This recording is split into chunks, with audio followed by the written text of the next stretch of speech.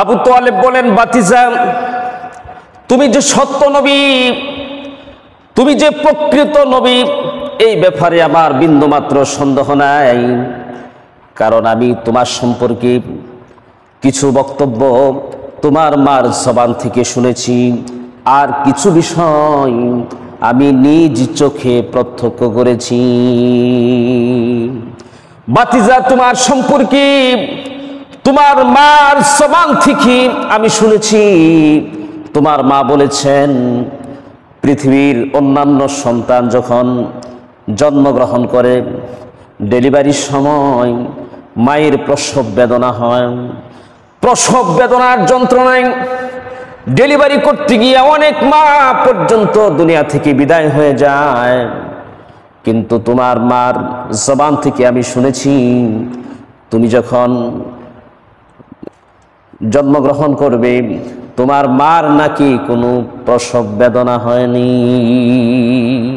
তোমার মা নাকি সামান্যতম ব্যথাও অনুভব করেনি। সুবহানাল্লাহ বিহামদিহি।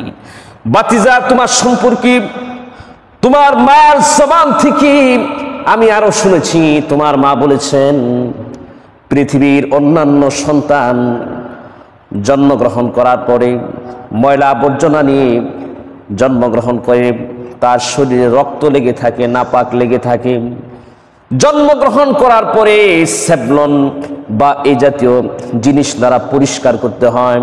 কিন্তু তুমি যখন জন্মগ্রহণ করো, তুমি নাকি তোমার মায়ের পেট থেকে ক্লিন অবস্থায়, পরিষ্কার পরিচ্ছন্ন অবস্থায় জন্মগ্রহণ করেছ। সুবহানাল্লাহ বিহামদিহি। ও বাতিজা, তোমার মার জবান থেকে আমি আরো শুনেছি, তোমার মা বলেছেন, তুমি যেদিন জন্মগ্রহণ করো, ওই দিন নাকি তোমার মায়ের ঘরের বাতিতে তেল ছিল না, কিন্তু তুমি জন্মগ্রহণ করার সাথে সাথে নাকি তোমার ঘরটা সূর্যের আলোর চেয়ে আরো বেশি আলোকিত হয়ে গিয়েছিল। সুবহানাল্লাহ বিহামদিহি।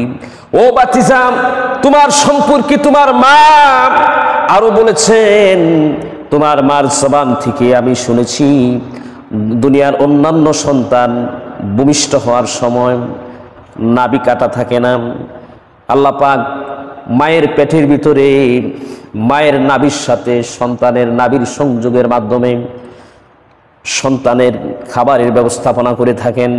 আল্লাহ রাব্বুল আলামিন মানুষকে ইচ্ছা করলে মায়ের পেটে মুখ দিয়ে খাওয়াইতে পারতেন, কিন্তু আল্লাহ রাব্বুল আলামিন মানুষের মুখটাকে মায়ের পেটে হেফাজত করেন, রক্ত বিভিন্ন নাপাক জিনিসের দ্বারা যাতে মুখটা নাপাক না হয়ে যায়।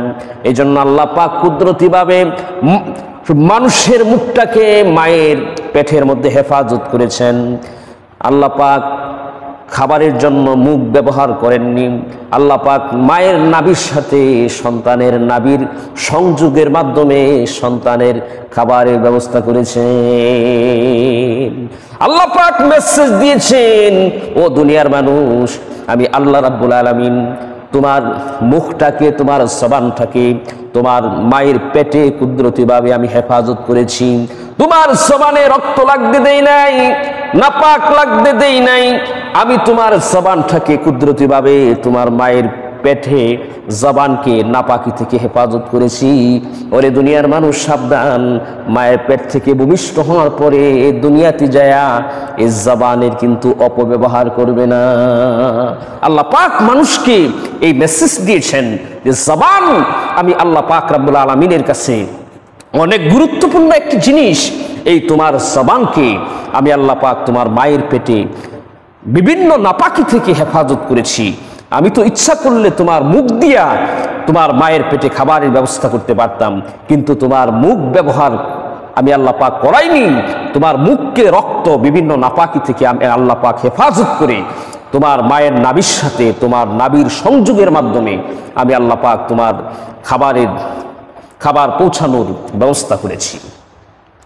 মুহতারাম হাজিরিন, যে কথা বলতেছিলাম, আবু তালেব বলেন, বাতিজা, দুনিয়ার অন্যান্য সন্তান জন্মগ্রহণ করার পরে নাভি কাটা অবস্থায় কিন্তু জন্মগ্রহণ করে না। দুনিয়ার অন্যান্য সন্তান দুনিয়াতে নাভি কাটা অবস্থায় জন্মগ্রহণ করে না। জন্মগ্রহণ করার পরে ব্লেড এই জাতীয় বস্তু দ্বারা নাভি কর্তন করা হয়, নাভি কাটা হয়। কিন্তু তোমার মার জবান থেকে আমি শুনেছি তুমি নাকি তোমার মায়ের পেট থেকে নাভি কাটা অবস্থায় বের হয়েছ। সুবহানাল্লাহ বিহামদিহি। ও বাতিজাম, তোমার সম্পর্কে তোমার মার জবান থেকে আমি আরো শুনেছি। ও বাতিজাম, তোমার মা আমাকে বলেছে পৃথিবীর অন্যান্য সন্তান মায়ের পেট থেকে খতনাকৃত অবস্থায় বের হয় না। সন্তান যদি ছেলে হয়, সন্তান জন্মের পরবর্তীতে তাকে খতনা করাইতে হয়। কিন্তু তোমার মা আমাকে বলেছে তুমি নাকি তোমার মায়ের পেট থেকে খতনাকৃত অবস্থায় ভূমিষ্ঠ হয়েছ। সুবহানাল্লাহ বিহামদিহি। ও বাতিজাম, তোমার মা আমাকে আরো বলেছে পৃথিবীর অন্যান্য সন্তান জন্মগ্রহণ করলে গড়ে নাকি দুর্গন্ধ অনুভূত হয়, ধূপ জ্বালাইতে হয় এই দুর্গন্ধ দূর করার জন্য। কিন্তু তোমার মা বলেছে তুমি যে সময় জন্মগ্রহণ করেছ, তুমি জন্মগ্রহণ করার সাথে সাথে নাকি গড়টা মুহূর্তের মধ্যে মেশকে আম্বরের চেয়েও বেশি সুঘ্রাণযুক্ত হয়ে গিয়েছিল। সুবহানাল্লাহ বিহামদিহি।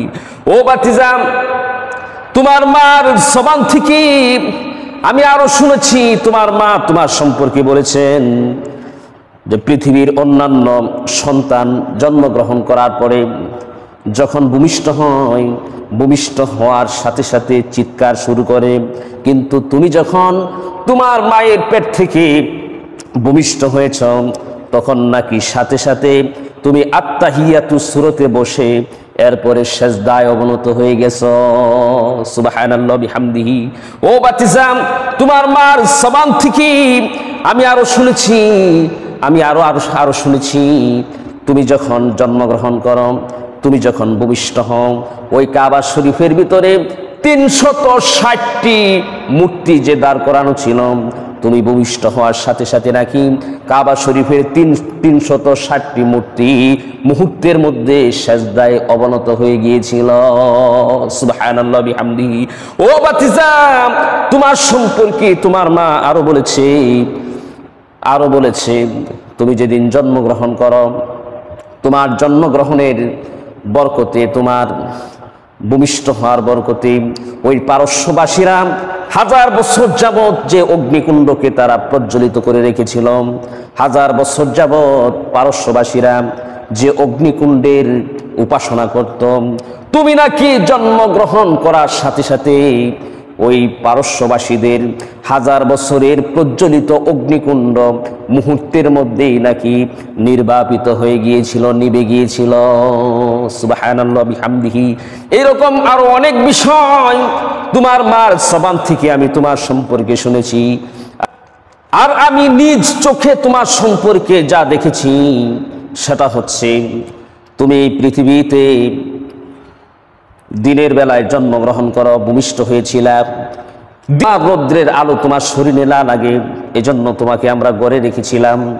পরবর্তীতে যখন সন্ধ্যা গড়িয়ে গেল, সূর্য যখন অস্তমিত গেল, তোমাকে বাহিরের মুক্ত বাতাস তোমার শরীরে লাগার জন্য তোমাকে কিছুক্ষণের জন্য বাহিরে রেখেছিলাম। বাহিরে রাখার পরে আমি লক্ষ্য করলাম তুমি তোমার হাত পা নাড়াচ্ছিলাম, এমন সময় আকাশের চন্দ্র তোমার দিকে ছুটে আসতেছে। আমি ভয় পেয়ে গেলাম, দেখলাম চন্দ্রটা কাছাকাছি চলে আসতেছে। এমন সময় আমি 2 চোখ বন্ধ করে চিৎকার শুরু করতে লাগলাম। পরক্ষণই দেখলাম চন্দ্রটা তোমার নিকটবর্তী চলে এসেছে। তুমি তোমার হাত পা নাড়াচ্ছিলাম আর চন্দ্র তোমার সাথে খেলা করছিল। সুবহানাল্লাহ বিহামদিহি। আমার নবী বলেন, চাচা গো, আপনি জানেননি এই চন্দ্র আমাকে কি শোনাচ্ছিল, এই চন্দ্র আমাকে কি বলছিল? নবীজি সাল্লাল্লাহু আলাইহি ওয়াসাল্লাম বলেন, ইন্নাল কমারা ইউগান্নিনি ওয়া ইউহালিবুনি ওয়ায়ামনাউনি মিনাল বুকা, নিশ্চয়ই চন্দ্র আমাকে ছন্দ শোনাইতেছিল, ওয়ায়ুহালিবুনি এবং আমার সাথে খেলা করতেছিল, ওয়ায়ামনাউনি মিনাল বুকা এবং আমাকে ক্রন্দন থেকে নিষেধ করছিল আমি যাতে না কাঁদি। সুবহান